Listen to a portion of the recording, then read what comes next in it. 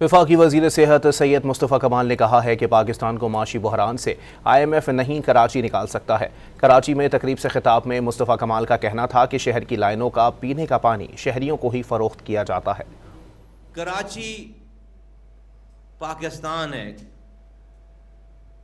درجنوں تقریر ہے میری فلور آف دی ہاؤس پہ کیبنٹ کے اندر کہ بھئی آپ کو IMF جو ہے وہ پاکستان کو اس اکانومک کوگمائر دلدل سے نہیں نکال سکتا، کراچی نکال سکتا ہے۔ یہ دودھ دینے والی گائے کو چارہ تو کھلاؤ بھائی۔ شہر میں پینے کا پانی 90% پینے کا پانی جو ہے وہ لوگ خرید کر پی رہے ہیں، ڈیفنس سے لے کر بلدیہ ٹاؤن کی گلیوں تک، کچی آبادی تک، ہر آدمی پانی خرید کر پی رہا ہے۔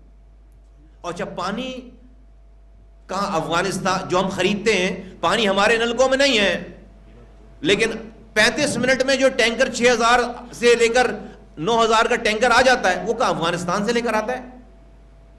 کہاں سے لے کر آتا ہے؟ ہماری ہی لائنوں کا پانی کہیں کوئی چوری کر کے ہمیں ہی بیچ رہا ہے۔